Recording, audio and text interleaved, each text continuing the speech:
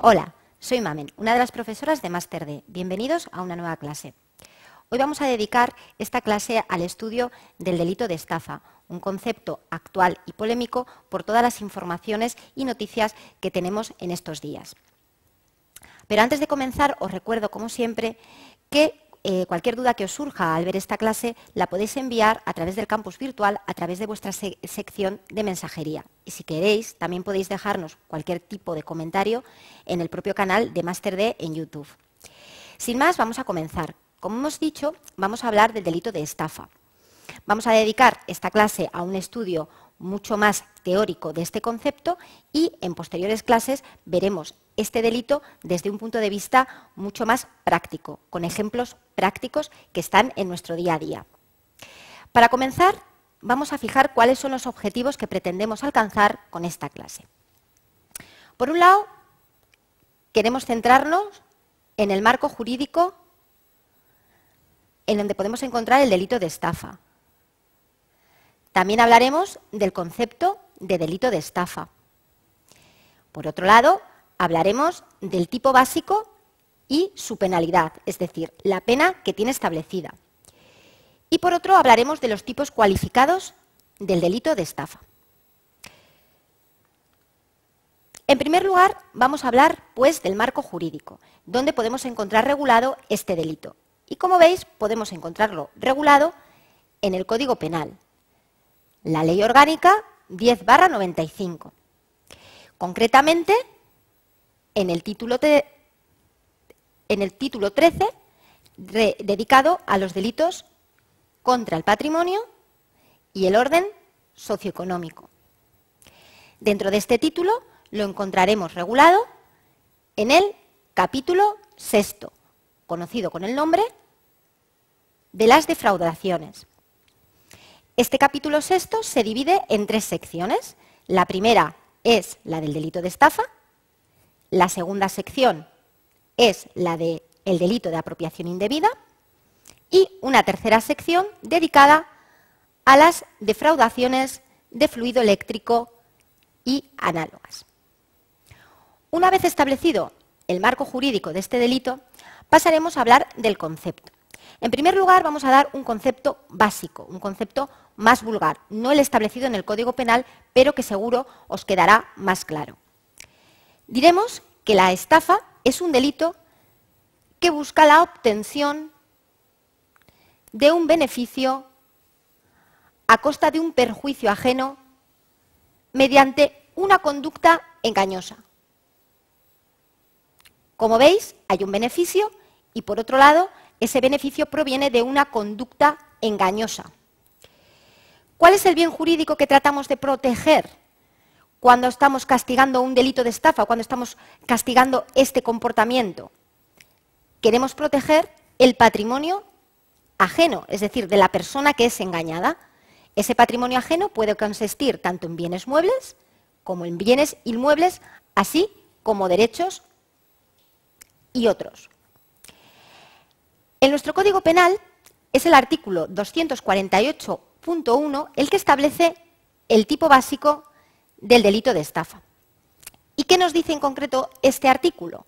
Dice lo siguiente: cometen estafa los que con ánimo de lucro utilizaren engaño bastante para producir error en otro, induciéndole a realizar un acto de disposición en todo caso patrimonial, en perjuicio propio, es decir, en perjuicio del propio sujeto pasivo o ajeno. Esta sería la definición que el Código Penal nos indica del delito de estafa. Para entenderla mejor vamos a estudiar los elementos que compondrían este artículo 248.1.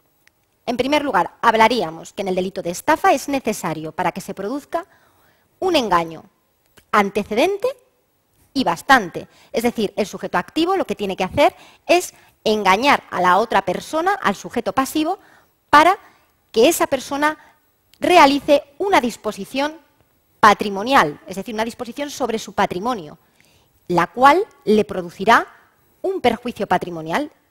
Será un acto desfavorable para su propio patrimonio.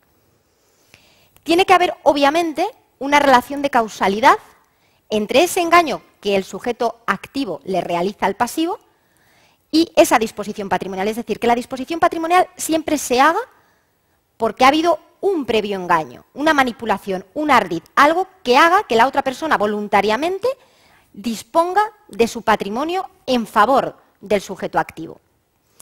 Por lo tanto, diremos que también debe existir dolo, es decir, el sujeto activo, la persona que engaña a sabiendas de lo que está haciendo al sujeto pasivo, lo haga con conocimiento, con voluntad, sabe que quiere engañarlo y lo hace.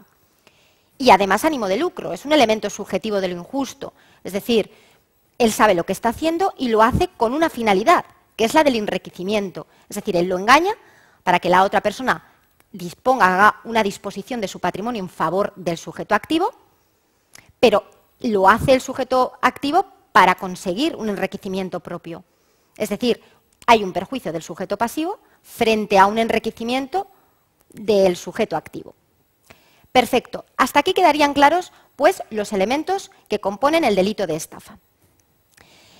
Diremos que con la llegada de la Ley Orgánica 5/2010, que modificó nuestro Código Penal del 95, se introdujeron determinados aspectos para actualizar, ¿no?, lo que sería el delito de estafa. Y estaría regulado lo que introdujo la Ley Orgánica 5/2010, que modificó el Código Penal, en el artículo 248.2, donde se nos hablaría de la estafa mediante determinados procedimientos informáticos. Es decir, en este artículo, en este punto 2, lo que nos hace es establecernos una serie de casos en los que, con utilización de estos determinados procedimientos informáticos, logramos o se logra conseguir un delito de estafa. ¿Cuáles son estos supuestos?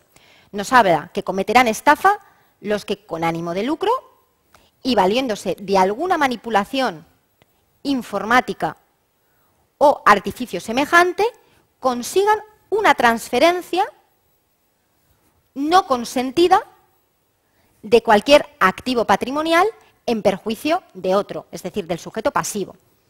También se castiga del mismo modo a los que fabricaren, introdujeren, poseyeren o facilitaren programas informáticos destinados específicamente, como veis, a la comisión de las estafas previstas en este artículo.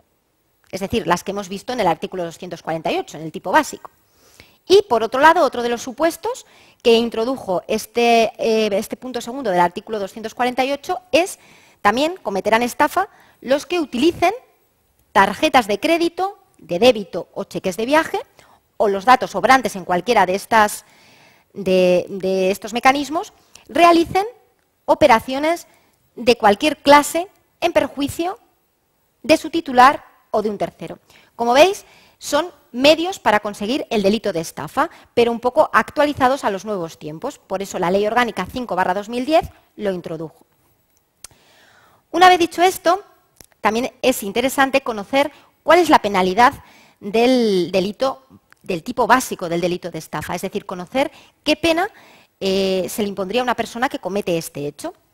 Y es el artículo 249 del Código Penal el que nos introduce o el que nos indica cuál es esta penalidad. Y nos dice así: los reos de estafa serán castigados con pena de prisión, es decir, una pena privativa de libertad, de 6 meses a 3 años. Si la cuantía de lo defraudado, nos establece esta indicación, es decir, será castigado con esta pena si la cuantía de lo defraudado excediere de 400 euros. Para la fijación de la pena, es decir, para poder determinar la pena entre este baremo de 6 meses a 3 años, será necesario o se tendrá en cuenta los siguientes requisitos. El importe de lo defraudado, siempre que exceda de 400. El quebrantamiento o el quebranto económico causado al perjudicado. Es decir, aquí ya miramos un poco las condiciones del propio perjudicado, es decir, cómo le ha perjudicado esa disposición patrimonial que ha hecho. Por otro lado, las relaciones entre este y el defraudador, es decir, si había o existía, por ejemplo, una confianza que ha provocado que se hiciera esa disposición patrimonial y confiara en la persona que le ha engañado. Es decir, todo esto se valorará a la hora de establecer la pena. También se valorará los medios empleados por es decir, qué medios ha utilizado para realizar el engaño y que la otra persona disponga de su patrimonio a su favor, causándose a sí mismo un perjuicio.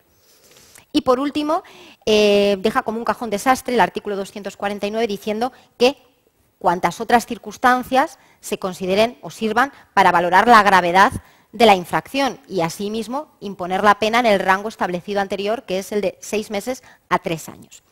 Hasta aquí vemos, pues, el artículo 249 nos indica la penalidad del tipo básico de estafa. Si vamos un poco más allá, vamos a hablar de tipos cualificados de la estafa, es decir, hay veces que el hecho de cometer un delito de estafa, es decir, el hecho de engañar a otra persona, a un sujeto pasivo, para que haga una disposición patrimonial en perjuicio suyo y en favor de él, del sujeto activo, puede verse agravado, es decir, la penalidad puede ser superior a la que hemos visto en el artículo 249, es decir, tipos cualificados, tipos que su penalidad es más grave que la del tipo básico porque la manera de realizarlo o a qué afectan es más grave. Vamos a ver cuáles son estos supuestos y nos lo indica el Código Penal en su artículo 250. Y nos dice que la estafa adquirirá una mayor gravedad cuando se realice sobre cosas de primera necesidad, como por ejemplo las viviendas o cualquier otro bien de reconocida utilidad social. Hablamos de utilidad social pues, a bienes relacionados con las escuelas, con los transportes, con hospitales, es decir, todo aquello que nosotros consideramos como bienes primarios o servicios primarios.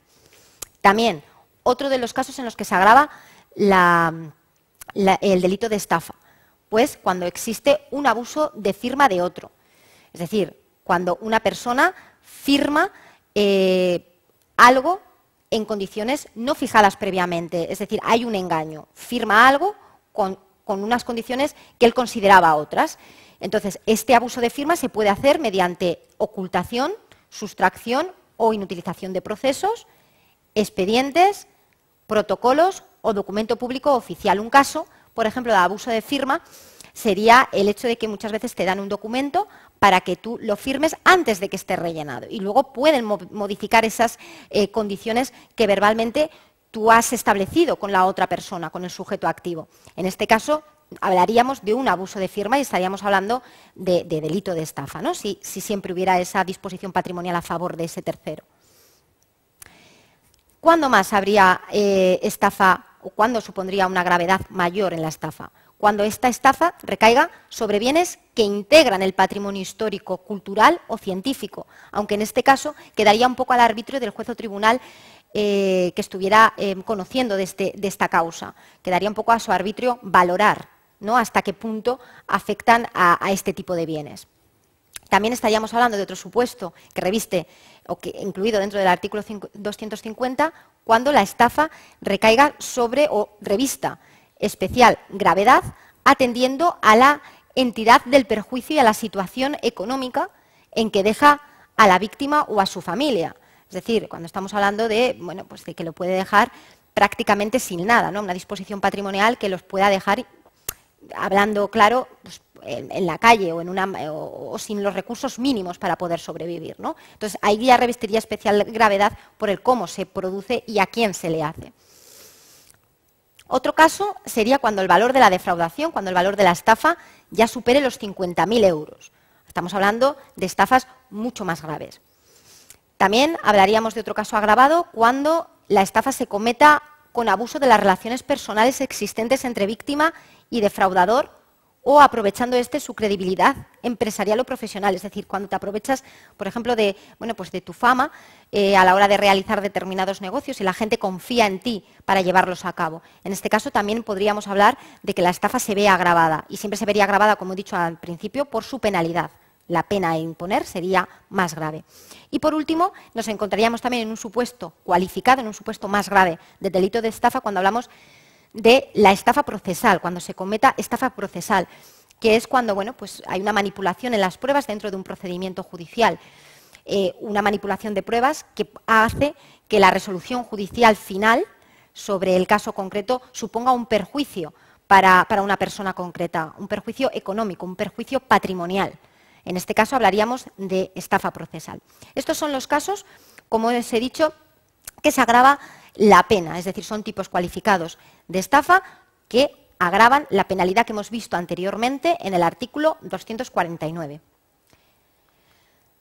Y por último, vamos a hablar de las modalidades específicas, es decir, de determinados supuestos que parecen que podrían no ser estafa porque no se recoge igual que el tipo básico del 248, pero que la finalidad y el fondo de los supuestos tienen que ver con un delito de estafa. Y esto aparece recogido en el artículo 251 del Código Penal.